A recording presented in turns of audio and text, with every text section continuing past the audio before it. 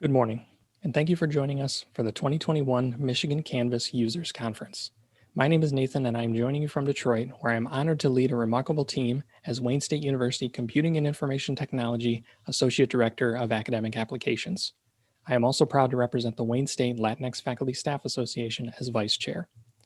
While I'm not able to speak with you in person this year, I am so excited for you to see what our amazing planning committee has been working so hard on.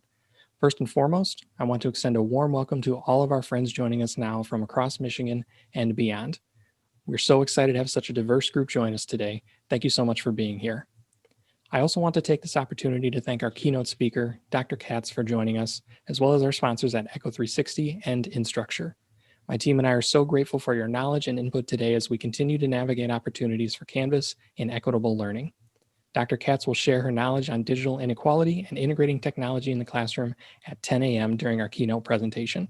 And Ryan Lufkin from Instructure will sit down with us at noon for a lunchtime keynote.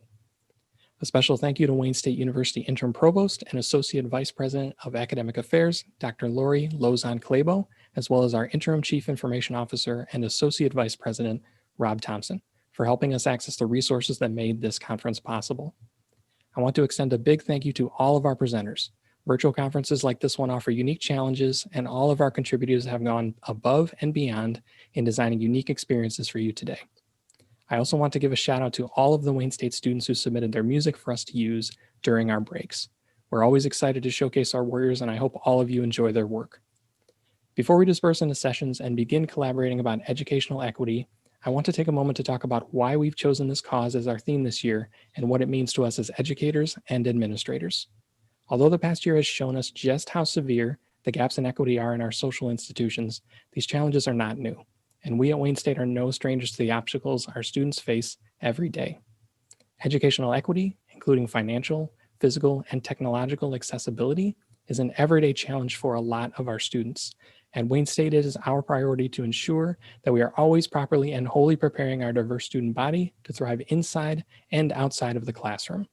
We value all people and understand that their unique experiences, talents, and perspectives make us a stronger organization and better people. Equity in education means providing a fair and impartial learning environment and making sure that we provide the tools and experience necessary to create an even playing field for learners of all identities. Canvas allows us to bring all of those experiences, talents, and perspectives together at the same table. We're so excited to learn how you have used Canvas in your lessons to help your students achieve their greatest successes. You'll find information about sessions and everything else on the MCUC homepage at tech.wayne.edu/MCUC2021. Sessions begin on the hour and are 45 minutes long to allow for a 15-minute break between each session.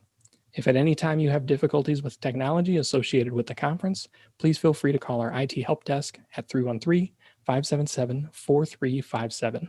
We will also have facilitators monitoring the channels if you need any assistance. I also hope you'll join us at our closing session at 3 p.m. to play Bingo Online Learning Edition for a chance to win prizes generously provided by our sponsors. So again, welcome and thank you for spending your Friday with us. Next up is our Interim Provost and Associate Vice President of Academic Affairs, Dr. Laurie Lauzon-Clabo.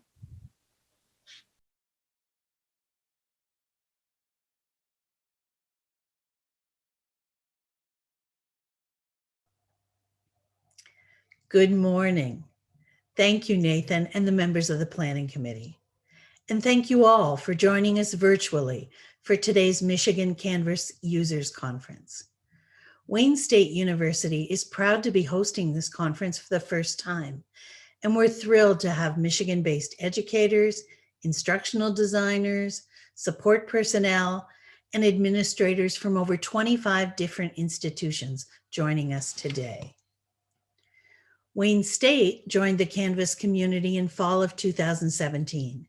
And like most of you, we've relied heavily on this adaptive platform to deliver world-class education to our students in a rapidly changing world, especially during this past year. In our current virtual world, it's never been more important to consider the tools and strategies we use to connect with our students. And while the pandemic has presented challenges to education, it's also presented us with exciting opportunities to learn, to grow together, to better understand and serve our students' needs.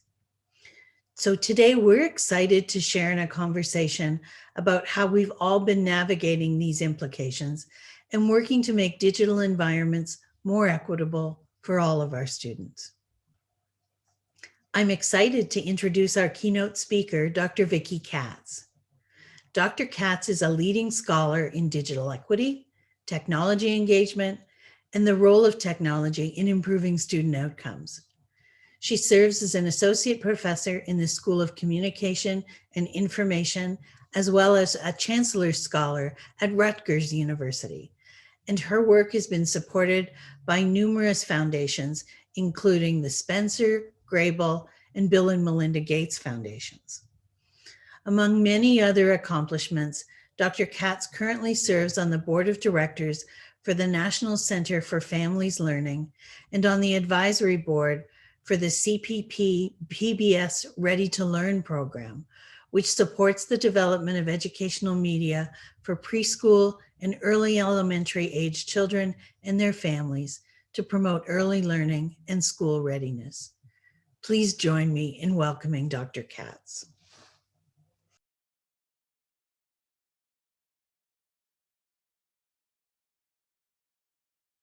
Excellent. Hi, everybody, and welcome. Thank you very much to the organizers of the Michigan Canvas Users Conference for inviting me to be with you today. It's my pleasure to be part of this very important meeting with educators from across the state of Michigan.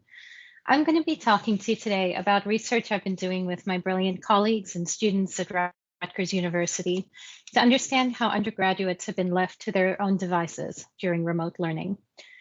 In March of 2020, see if I can get this to keep moving. There we go. In March of 2020, we all embarked on an unintended nationwide experiment in undergraduate education when most colleges and universities shut down their campuses to prevent the spread of COVID-19. In the span of a fortnight, millions of students had traded their lecture halls and campus libraries for their families' kitchen tables to complete their spring terms. Students were plunged into novel learning environments, new platforms, new requirements, new forms of assessment and assignments, no natural or casual way to ask a quick question of a faculty member before or after class. And not to mention, of course, that students were doing all of this in context of a terrifying new illness rapidly spreading in their communities, and for many, new economic uncertainties as many students and relatives faced layoffs. Which students were most capable of managing this unexpected pivot to remote instruction? That is, who was best positioned to translate their existing skills and resources to be able to feel confident and competent that they could learn in these new ways? That's what we wanted to know. We reached out to our colleagues and our colleagues' colleagues across the country with a 10-minute anonymous survey that students could easily complete on their phones. Over 3 weeks in April and May of last year, we surveyed 3,000 undergraduates across 19 states and the District of Columbia. They were attending land-grant public universities, liberal arts colleges, and Ivy League schools across the nation. All were undergraduates whose spring terms were now remote. 92% had not yet taken finals, and so we were asking them about their experiences right when they were in the thick of it. What was strange and stressful about remote learning had not yet become familiar, and that was our goal. We wanted to capture something extraordinary right as it was unfolding for students. I'm going to tell you much more about what we did and how we did it, but because we're all educators, let me preview the key lessons that we learned from students' experiences. The first is that digital inequality is affecting students' learning in both expected and unexpected ways. Digital inequality, by that term, I'm referring to unequal access to the internet and to devices that connect to it. As I'll show you, we found that the ways that these experiences are usually measured with questions like, do you have broadband? Do you have a laptop? They're asked as yes or no questions, and that's not adequate for understanding how students are actually experiencing these challenges. The second is that we found that how faculty communicated with students during those early weeks of remote learning mattered a lot for how students persevered or did not through their uncertainty. So let's start with digital inequality. What we found was that 2 in 5 students across 19 states and DC reported that at least one of 3 measures of being underconnected were things that they had experienced in the past year, that they'd had their internet service cut off because they couldn't pay for it at least once, that they'd reached the cap on their mobile data plan before the end of the month, or that their laptop had been broken for 10 or more consecutive or non-consecutive days. That tells us a few things. The first is that it reinforces prior research documenting that students who are the first in their families to go to college and those who are lower income often struggle with maintaining their internet connections and devices that are capable of supporting their college learning. Research prior to the pandemic also shows that fixing these devices takes up a lot of time for these students, often displacing time that they would otherwise be spending on their schoolwork. These 2 in 5 students have been underconnected for at least part of the year prior to remote learning, but had we asked a yes or no question about internet access or having a laptop at the point where learning went remote, we wouldn't have captured these difficulties. And for so many students, the only thing they can depend on about their digital experience is that it's undependable. It's also that these 2 in 5 students came into remote learning on their back foot, already struggling with the digital tools they were going to need to keep learning. And then they lost campus Wi-Fi and computer labs that are the Band-Aid solution for many students when their internet gets disconnected or their computer is on the fritz. Compounding that loss of campus resources, the proportion of surveyed students who were living at home before and after campus closed jumped 65%, from 18% of students we surveyed to 85%. Given that other studies have found that 1 in 3 K-12 students nationwide lacked the internet access or digital devices they needed to learn remotely last spring, we can reasonably presume that many undergraduates were moving back into families' homes that were experiencing those same challenges. And that bears out in our data, because students who had been underconnected in the year prior to the pandemic were significantly more likely to experience challenges in the pivot to remote learning. 3 in 5 reported that they'd had at least one connectivity challenge that impeded their remote learning in those early weeks. Specifically, at least one of the following: that their internet connection was slow, that they couldn't reliably live stream their classes, that they couldn't reliably access pre-recorded lectures by their faculty, and/or that they could not download large files. And at least 1 in 3 students had a device challenge in those early weeks, specifically that they had to share a device that they use for their coursework with too many other people at home, that their devices were slow or in poor working condition, or that they mostly had to use a smartphone to complete their schoolwork.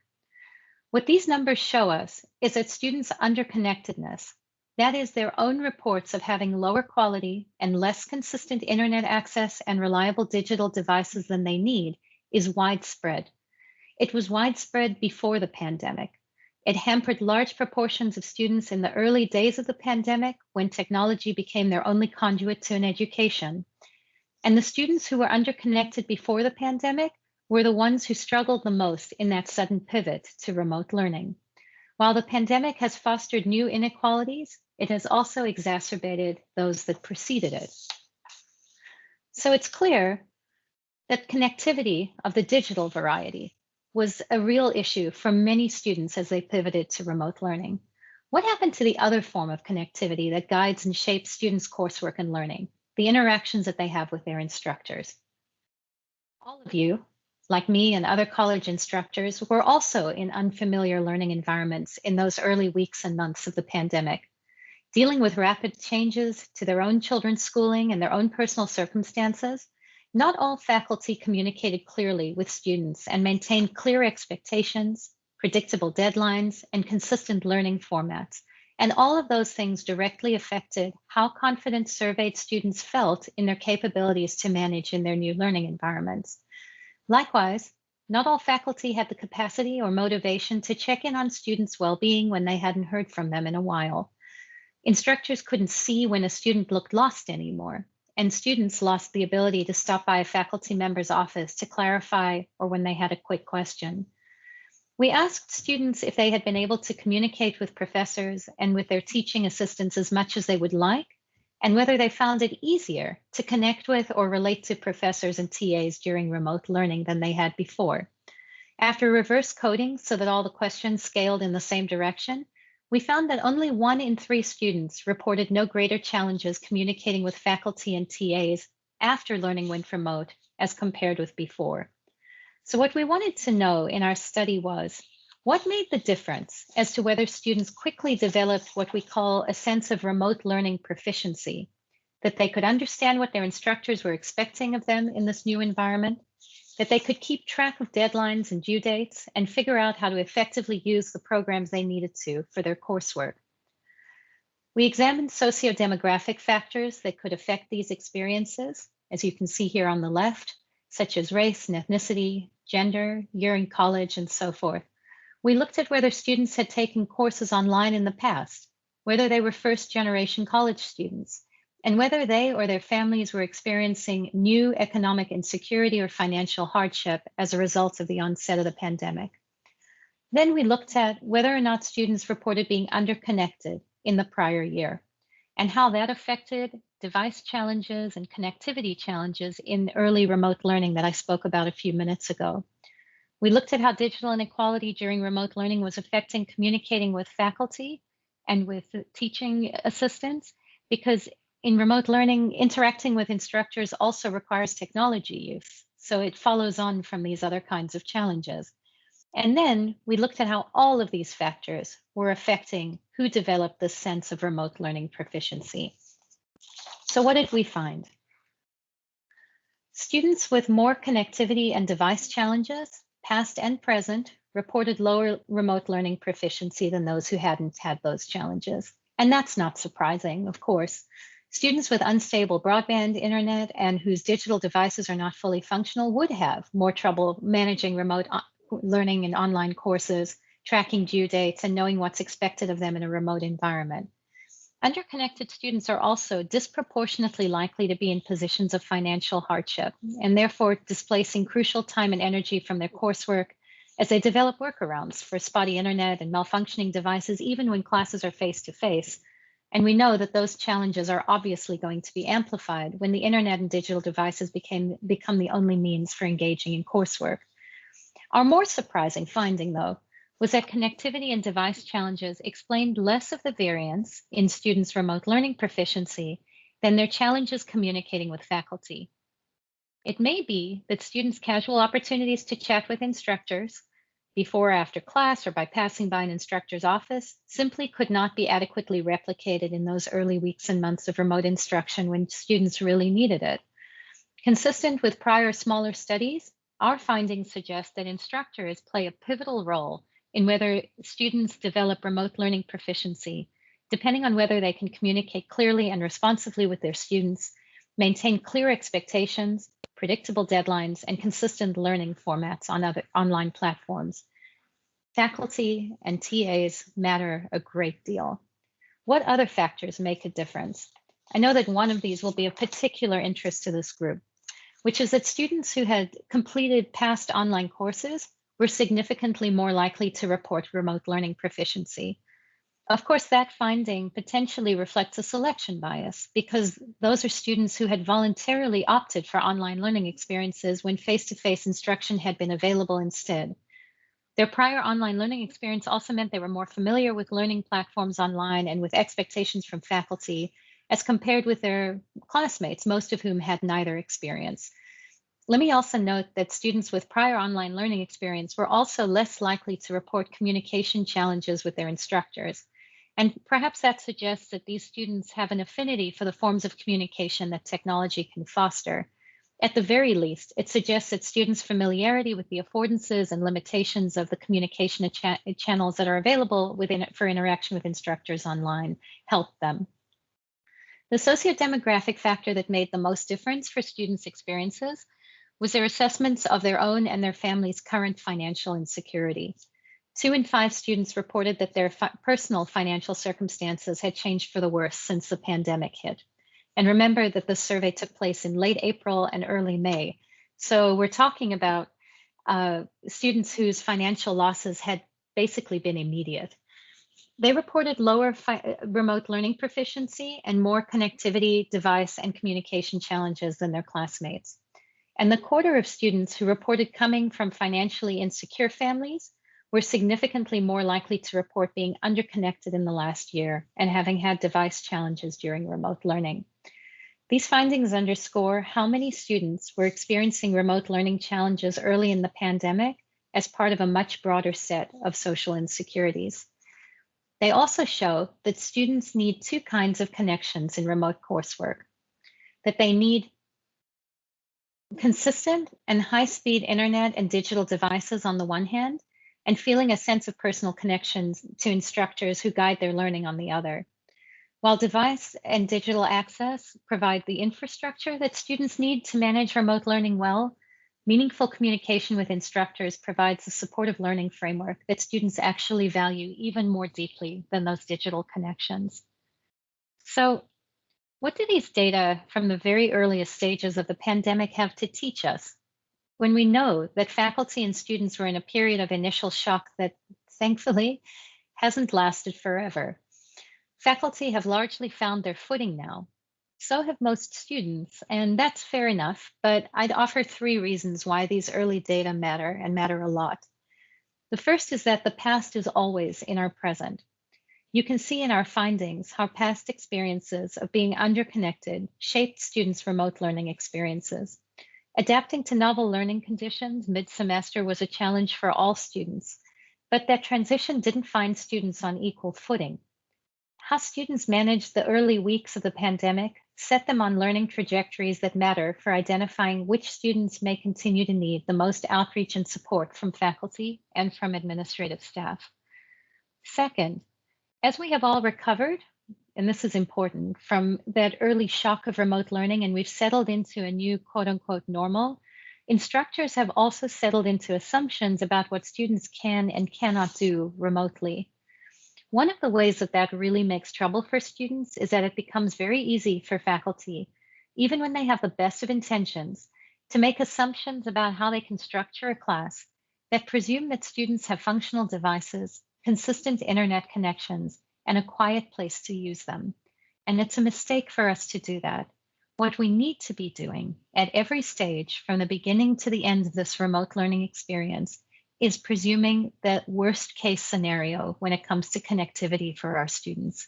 We need to be presuming that we are preparing our classes and structuring them for the student who has the most inconsistent connection, the device that is functioning with the least capacity, and know that if we are aiming for that student, we will also be able to connect with any student who is suffering from less challenges in making those connections.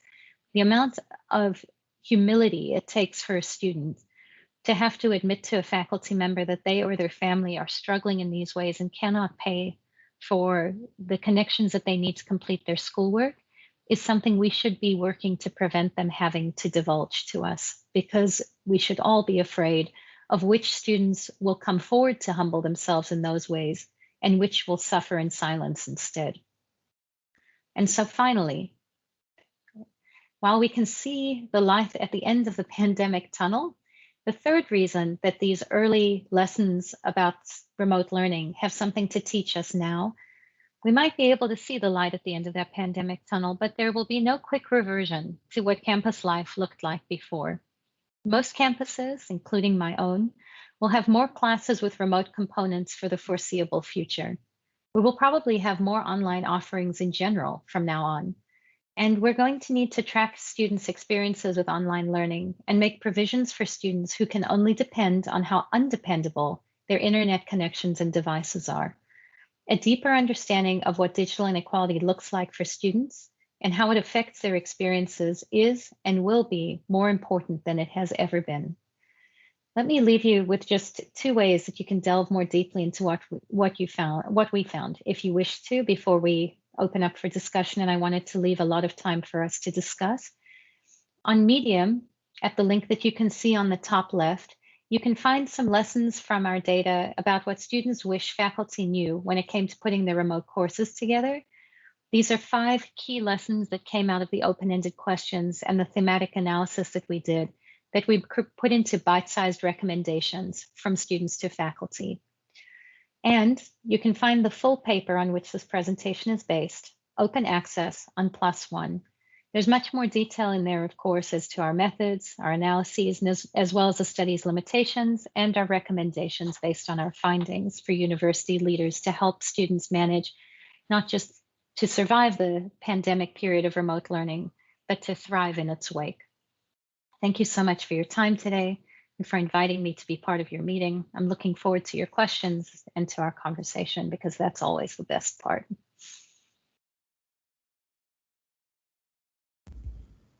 Thank you very much, Dr. Katz. We appreciate you very much for being here and for sharing, I think, what is very intuitive information. All of us are definitely feeling the truth of what it is that you've shared today, and some of us have some related questions that I'd like to surface. We've developed some questions. We've also gotten some questions from our guests today, our visitors today. Fantastic. So if you don't mind, I'll get started with question 1. Many faculty were given additional support and compensation to overcome the hurdles of moving their courses online during the early stages of this pandemic. They were also given expectations that impacted their performance, such as not using student evaluations as a factor for promotion. What considerations should students be given to relax the impact? I think that's a really, really interesting question, and one, for the most part, that I think, again, if I can overuse my pun, that students have been left to their own devices about. It's really been left faculty member to faculty member to help model for students what it means to be a fully functional and competent adult in the midst of a pandemic, and what it means to make progress. And we've seen such variation in faculty, who have stripped down their courses to a minimum viable semester, and what do students absolutely need to know, need to read in order to make the progress that they need to. And faculty who have felt that because they're not meeting in person with students, because it feels like there's less face-to-face time, that they need to augment that with additional assignments, with additional readings, with additional activities. Both of those instincts are born out of good intentions.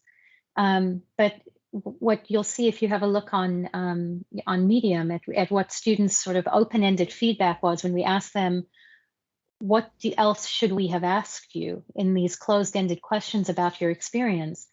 They reported complete overwhelm and information overload, and that less is more in many ways. That for a lot of students, especially those that are struggling with digital inequality, the less new programs, even if they're not as beautiful or as efficient or effective as something else, the less things you can use and simplify their experience, the better. The more that you can demonstrate to them that this is all they're going to need, and that there's one hub and they can avoid information overload by just looking at this one thing, that'll help. I think some of the things that students could be told based on what they've told us in the study would help them are the following. I'm going to help you avoid information overload. I am going to help you to cut through to what absolutely matters so that we can do the most learning we can do in this course with the least amount of strife and stress. And one of the ways I'm going to do this, and this is very important, and for those of you who have children that are school age, this will resonate especially. For these young people right now, every day feels like Wednesday, as one of them told us, right? It's always Wednesday. It's been Wednesday since March of last year. Help them create a routine, because you're actually helping them develop a survival strategy by doing that. Give them the whole week's work on Monday morning at 9 o'clock and commit to them that you're going to do that, so that their week has a start and it's clearly laid out for them what is due when, and there's a routine and a rhythm, assignments that are due at the same time every time you have an assignment, tests or quizzes at the same time, so that they know exactly what to expect. That way, those who have other commitments, and I know that many of your campuses, like students at mine, are not so-called traditional students. They're not 18 to 22. They're juggling kids and work and many other things at the same time. Let them know how to keep track so that they can manage their time well. And for those who are in that 18 to 22 and just feeling like their time is amorphous, help show them that that structure helps create a sense of meaning, because you're helping to recreate some of those rituals that they lost when they left campus. And these are the kinds of skills we can model for them to help show them how to get through other hard times in their lives that hopefully will not resemble this, but they're going to have to develop survival strategies. These are things that will help them now, but we're also modeling for them how to be good and competent and feeling adults in the midst of a crisis. The other thing that's so important, especially for the faculty and staff who are working with students who are mainly first generation, is what I alluded to at the end of my talk. These are students who don't come to you when they're having trouble because they don't know if they're entitled to your help. They don't know if they're entitled to an exception. And because they have been raised on an ethic of self-dependence being where their self-worth lies. You have to tell them at every opportunity that it is not weakness to come forward when you're having trouble. It is strength to ask for help before you are drowning. And if you don't tell them that every week, they will not come. And so I think that those are the kinds of things that we can help them manage expectations of us, but also keep repeating to them what expectations we have of them, that in the midst of an incredibly stressful, long-standing emergency of a time period, this is how we adult together. And I think that those are the kinds of things that we can still maintain a standard of excellence in learning, but we can do it by modeling a really deep-seated sense of empathy. Thank you so much for that. I mean, my neck and shoulders are a little tired of just, nodding along with you, because it's just amen to everything that you're saying. Thank you so much. Thank you. Another question that we have from our attendees is this: how was the lack of staff and resources addressed to serve students? In your experience, what have you observed? Not enough. I mean, when you said at the beginning that faculty were given resources for moving their classes online, I thought, where? Most universities did not provide these things, right? As we're being told to absorb stress for our students, we are not being given resources to increase our capacity for absorption. And for many of us, we are absorbing our students' stress while we are absorbing our own students, our own, like the students who live in our homes, who we are suddenly teachers for, right? If you have K-12 kids, you are now absorbing their stress. You're absorbing your students and all these other responsibilities that are making, I think if there's anything that describes the experience of most faculty and staff during this year, it's that we are all working harder for less results than we ever have in our lives. And we're tired. And I think that there's been a lot of celebrating of faculty resilience in the same way that we have celebrated essential workers, symbolically, but not monetarily and not in forms of clear relief. And so I think that this is something that universities, there's been quite a bit about this actually in the last couple of weeks in the Chronicle of Higher Education, that as we're starting to see a way out of the current normal, universities are going to have to reckon with what their staff and faculty are going to need to address the burnout that we've just been working through for the last year, because that can't be overstated. We're being asked to do these things and make sure that our students have every accommodation they need without much recognition of how our own lives have changed and what additional responsibilities so many of us have taken on in the midst of all of this, while our workloads have fundamentally not shifted. They've just shifted home. So now we're living in our offices instead of working from home, right? Right. You're right.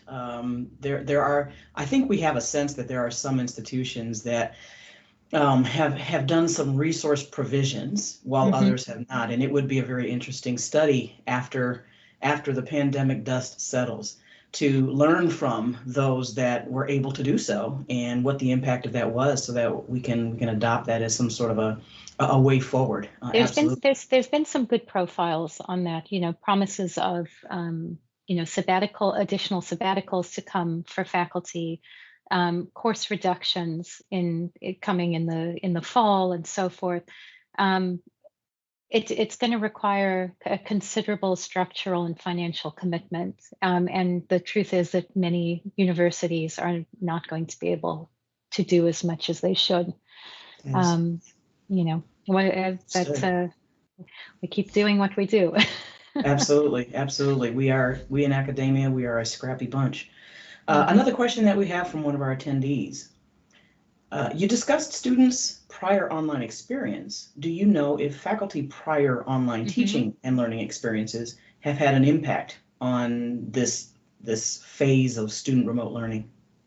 Indeed. That's not part of the study that we did because we were focused on students, but there have been studies of faculty overall, and unsurprisingly, those who have taught online before had an easier time of this. But I think that's a very important lesson for all of us as we sort of think about what we can learn from this and what translates forward as we, think about what was there to know from research done prior to the pandemic about this, because a lot of people started saying, well, we've got research about online learning and online efficacy and these kinds of things. It's not the same thing. And it's not the same thing for a couple of very important reasons. Usually when students and faculty engage in online classes, the faculty have made a decision and structured their courses in order to do that. They've selected into this, as have students. And the students who select into online courses when face-to-face is available to them are not the same as students who don't, in many ways, but certainly in terms of whether or not they have unbroken access to the internet and to high-quality devices. You don't choose an online course if you have dependably unstable connections to the internet. And that's what made remote learning such a precarious and difficult experiment that we all engaged in, is that all of a sudden we had every instructor, including those who had claimed that they would be kicking and screaming to ever go teach a course online, myself included. And you had students who would never have chosen this, all being thrust into this with no preparation, which is why the fall looked better than spring, because at least there was the summer to prepare for that. And there was the possibility of preparation. And yet, the number of students, even going into fall, both undergraduates and K-12, who still didn't have a dependable internet connection, students who still don't, students who didn't have a functional device, and so many campuses that still weren't necessarily thinking about this in creative ways. Students who qualify for financial aid should be getting either a stipend every month to pay for internet, or they should be going home with a hotspot the way they would with a loaner textbook. Same with a laptop. Very few universities have emptied out their computer labs to make sure that students have the access to them at home that they would have if they were on campus. We just haven't necessarily been thinking about it in those ways. In the same way that K-12 schools have got computer labs that have remained untouched while students are struggling at home to get online. We could have picked up those desktops and carried them into students' homes in August, and we would have been in a better place in many districts than we are today. And those homes are the same homes as most of our undergraduates are back in, right? So the connection is much stronger than it usually is. Right. Well, thank you for that. Definitely some things to think about. We are drawing to the close of our session. We've got a few minutes left, and so I'm going to offer you keynote speaker's choice, if you would.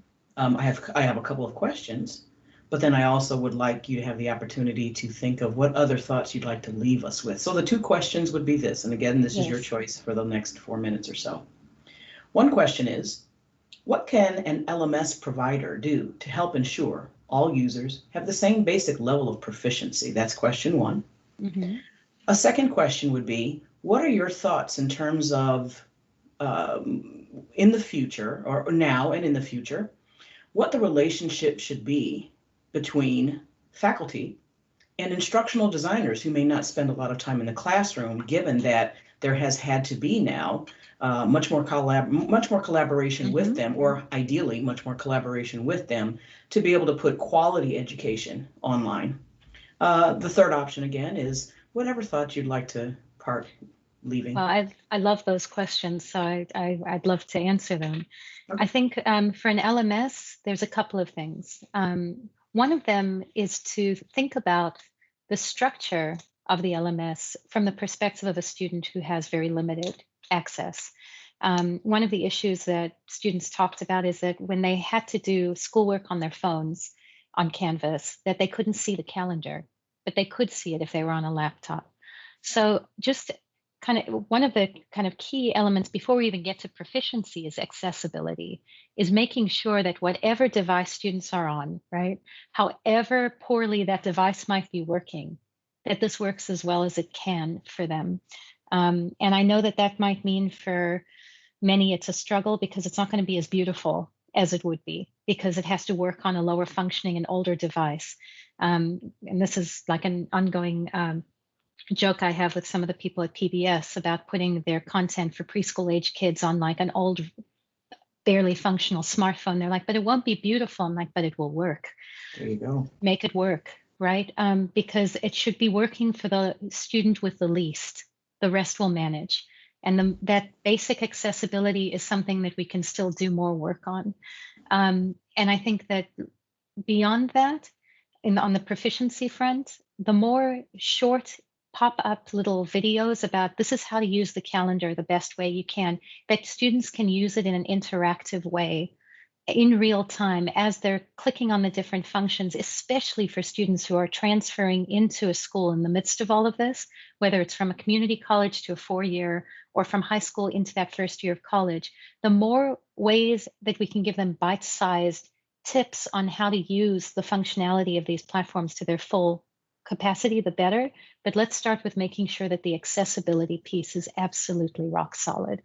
And with regard to instructional design, because I'm very conscious of the time, with regard to instructional design and faculty, I think there's an opportunity that can emerge from crisis. So many faculty have been, we've been teaching our courses, even if the content changes and even if we innovate to some degree, the structure hasn't shifted for a long time, right? When I teach a class of students' research methods and there's 250 people in front of me and I've got a little stage to stand on, there's only so many ways I can learn with those students in that environment. Mm-hmm. Kicking and screaming as I did to go online this week, a year ago, I've learned some things, and there are things I won't go back away from. There's other forms of engagement that this affords me that structure can't. And there's I think that we are in a position, or we will be when we have the energy to look beyond this, and we've had a little bit of time to step back from it, where we'll be able to say to instructional designers, I want to take the best of what I've learned this year and integrate it into the best of being face-to-face. How do I do that together? I think that, there's going to be a push to replace the face-to-face with the online because it's cheaper, it's scalable, it's all of these things, and we've done it now, right? There's going to be this inevitable kind of push and slide to let's do more and more things online. If we've learned anything this year, it's that face-to-face is irreplaceable, but we can use the technology in ways that perhaps many of us weren't using as much before. And so I think if crisis can create opportunity, it's going to be ways of reimagining how the technology and the face-to-face can work together better. And so that's my hope, is that we will see more alignment, not in a time of crisis, but out of choice between our instructional designers and our faculty. I think there's a lot of room and opportunity for that. Excellent. That is good to hear. Thank you so much. As I'm sure I can speak on behalf of many of our attendees here, I'm both faculty and instructional designer. And so, wanting to be the bridge, wanting to see that bridged and become more of a partnership is really meaningful, I think, to many of us. So thank you for that bit of wisdom. What other things would you like to leave us with before we end? Really, it's gratitude for what faculty have pulled themselves together to do for students in the midst of so much challenge. And that I think what our study showed so clearly, and I think the thing I want to reinforce is that the connectivity in the digital way of defining it is massively important when we're learning online. But what explained most of the variance in who developed remote learning proficiency was who felt that they were truly connected to their faculty. And so the sense that while we're having this conversation about technology and these conduits and bridging these divides and distances that this year has created between us and our students, if anything, they value us more. They need to communicate with us more. That role of the faculty member, if anything, has become outsized in its importance in the last 12 months. Hold on to that. and know how much they are valuing every form of outreach we make, even when we're exhausted, even when we don't have this capacity. They're relying on it, and that what helps them persist through the challenge is that they feel that someone is invested in them, not only as a learner, but as a human being in the midst of all of this. And so thank you for all the people who are willing to give up a Friday because of how motivated they are to keep doing these kinds of things. I appreciate you, and I see you, and I'm working in solidarity with you through a lot of exhaustion in the midst of this, in this very sad week, right? I think a lot of us are thinking about the last class we gave in person right around now. And it's a very reflective moment for you to be holding this conference, and just very grateful to have been included in it. Thank you for having me. Thank you for joining us. We appreciate My that you're pleasure. willing to be here and share and sit with us, in this space. Absolutely. That Yeah. brings us to the end of this keynote session, folks. Nathan, if you don't mind, I'm going to hand it back to you. Thank you so much, Dr. Katz. Thank you so much. Excellent. Yes, thank you so much, Dr. Katz. That was a just excellent. We're all going to be taking back those ideas throughout the rest of the day and just sort of thinking and digesting that information. So we have a lot more coming up for the rest of the day. We do have breaks built in, so go ahead and get yourself something to drink. Refill your coffee, kind of get a little snack. Our next sessions are going to start at 11. Right promptly at 11, and we'll keep those breaks throughout the day. So basically you'll have a 15-minute break after every session as we go throughout the day. So we'll see you at 11, and then at noon we'll have the lunchtime keynote by Instructure, and then we'll have another set of sessions in the afternoon, and then we'll end the day with the bingo game. We're hoping to see a few of you there. So excellent. Thank you so much for being here. We'll see you in the next session. Thank you.